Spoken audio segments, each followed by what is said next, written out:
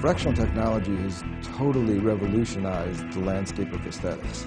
Laser resurfacing or resurfacing procedures in general were essentially all but dead. With the advent of a fractional energy delivery, we're able to keep recovery times shorter, safety profiles high, and produce clinical outcomes that were still quite reasonable.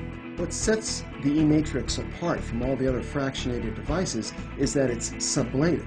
Everything is happening below the surface of the skin. The idea of sublative rejuvenation started with a very basic question. What could possibly be done by taking our bipolar RF delivery system and fractionating it? What's unique about fractional bipolar radiofrequency treatment or sublative rejuvenation is that the distribution of the heat is mostly in the dermis. There's very little epidermal disruption. The injury pattern to the skin is really top to bottom. At the surface of the skin, there's really only a pinpoint of damage, but there is a much larger area of tissue heating beneath. We've known of these advantages of radiofrequency since the inception of Syneron. It's now time to take what we've learned and see if we can push the boundaries. Our original perceptions of radiofrequency really had to do more with skin tightening. RF can be incredibly versatile, can play some very important roles, everything from skin tightening to treatment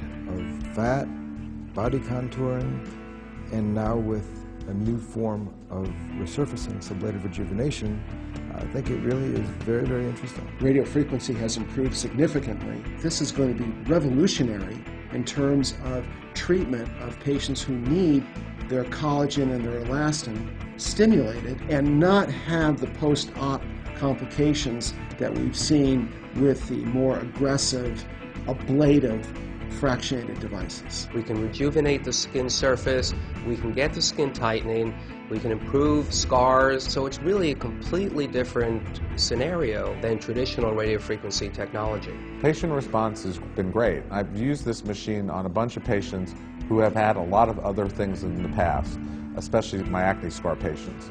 Most of them have been really thrilled with this device. After the advent of sublative rejuvenation, the challenge was thrown down by our physician partners to say, what else can you do?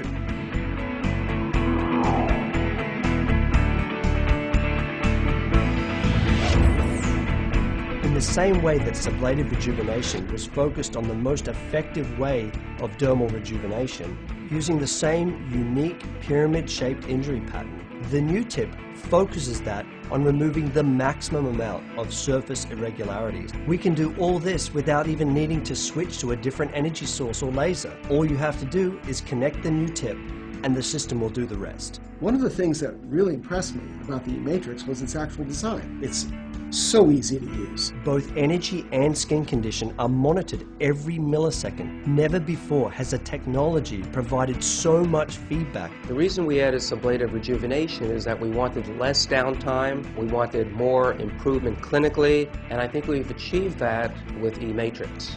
There's some redness that lasts, and most of it's gone in an hour or two, and I've rarely seen it last longer. I've seen clinical results at a week.